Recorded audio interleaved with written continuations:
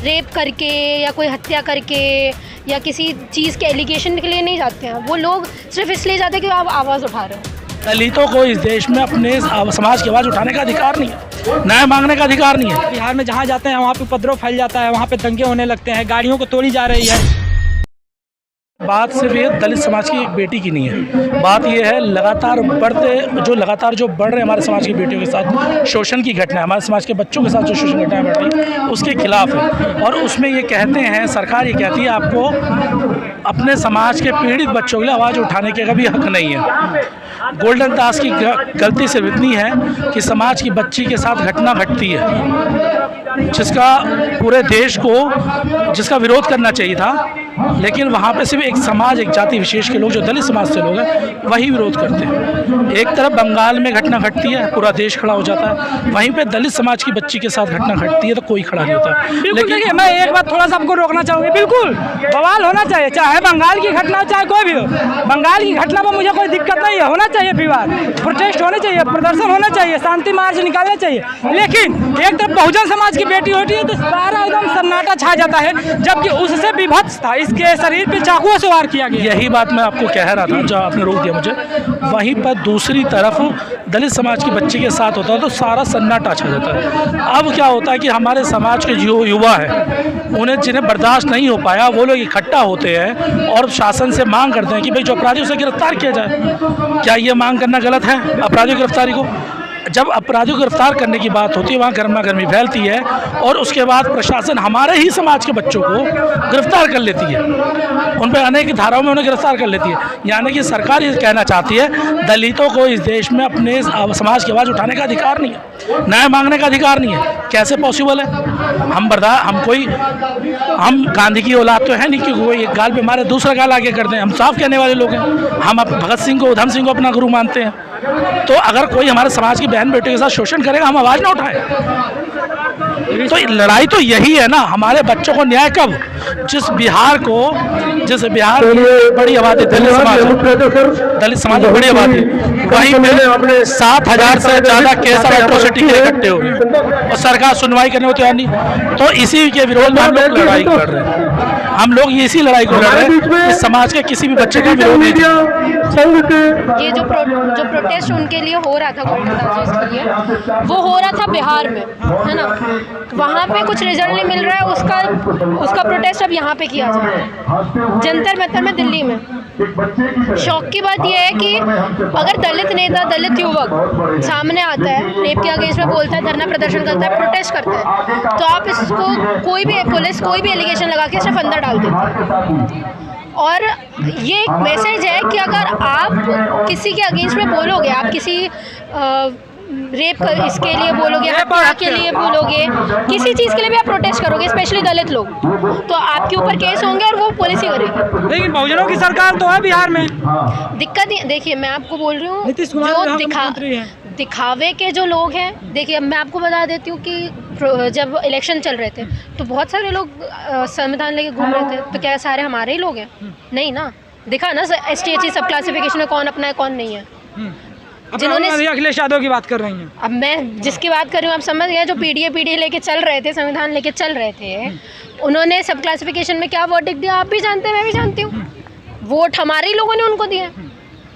But आप क्या उम्मीद रखोगे ऐसे लोगों से? वैसे ही वो भी है, जो इंसान पहले इंडिया अलायंस बनाता है उसके बाद तोड़ के चला जाता है एनडीए में, आप उससे क्या उम्मीद रखोगे वो हम अपने लोगों के लिए काम करेंगे? लेकिन जहाँ तक बात है गोल्डन दास की, इनको तो बोला जाता है कि ये बिहार में जहाँ जाते हैं वहाँ पे उपद्रव फैल जाता है, वहाँ पे दंगे होने लगते हैं, गाड़ियों को तोड़ी जा रही है, तो उसको लेकर के तो और गिरफ्तारी हुई तो ये सही है ना? देखिए 27 केस उनके मुजफ्फरपुर के हैं, ठीक है, जिसमें से 23 केस सिर्फ यही हैं कि उन्होंने पुलिस के साथ में थोड़े बहसबाजी हुई है, हाथापाई हुई है थोड़ी बहुत, ये है। और केस किसने किया? पुलिस वालों ने केस किया। अब आप मुझे ये बात बताइए, ये प्रूफ कैसे होगा कि जो उन्होंने ही वो किया है, पुलिस वालों की तरफ से कोई चीज़ें नहीं हुई हैं?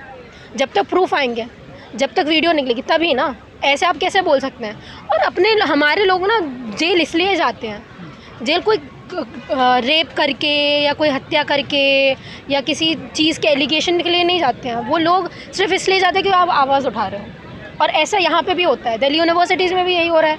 हाँ, अब क्या हो रहा है? दिल्ली यूनिवर्सिटी में जब आप जानते हैं डॉक्टर ऋतु का प्रोटेस्ट चल रहा था तो उनको जेल में जाना पड़ता था, उनको डिटेन करके ले जाया करता था, हम लोग जाते थे डिटेन करके। हमारी क्या गलती थी?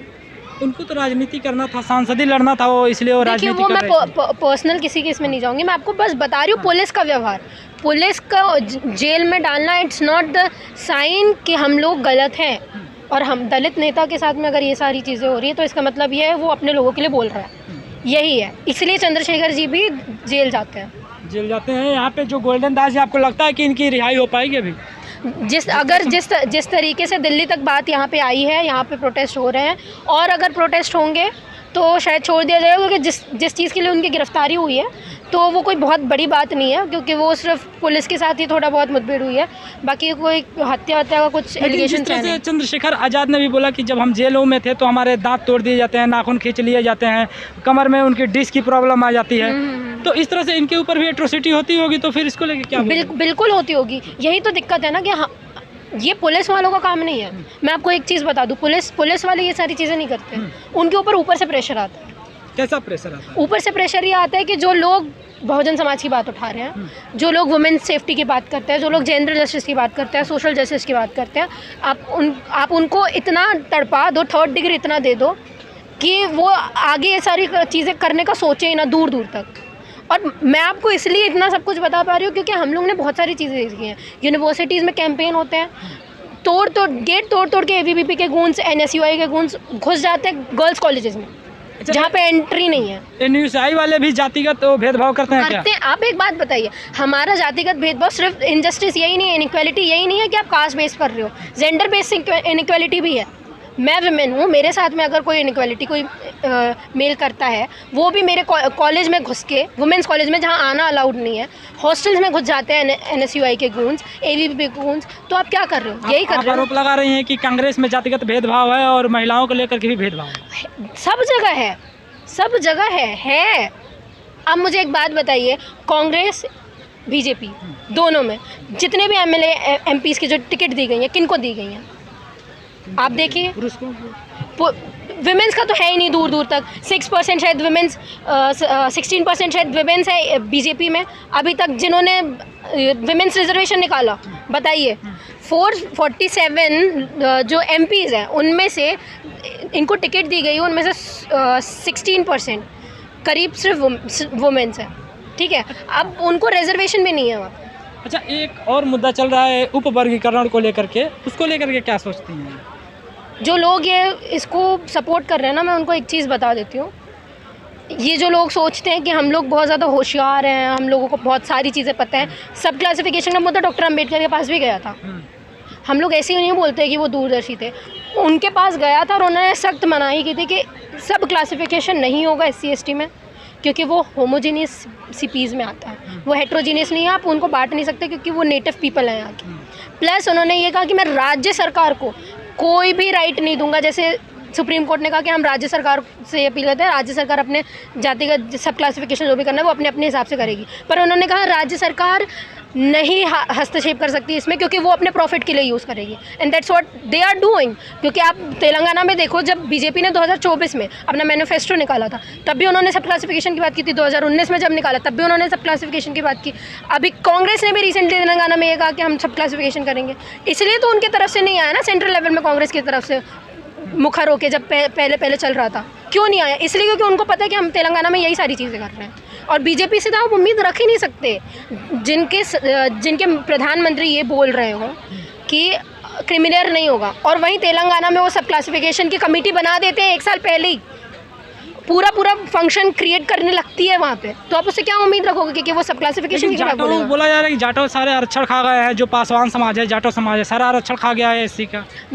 आरक्षण, एक बात बताइए, सीटें पूरी मिल नहीं रही है हमारे लोगों को, इतनी लेटरल एंट्रीज हो रही है, इतनी सीटें पेंडिंग है, NFS हो रहा है हमारा। मैं आपको सेंट्रल लेवल की बात बता देती हूँ, ऑलमोस्ट मेन सेक्रेटरी जो होते हैं वो 87 सेक्रेटरीज होते हैं, जिसमें से सिर्फ 2 SC ST के हैं, और कौन है जो अपने आप को हरिजन कहते हैं, वो दलित हैं।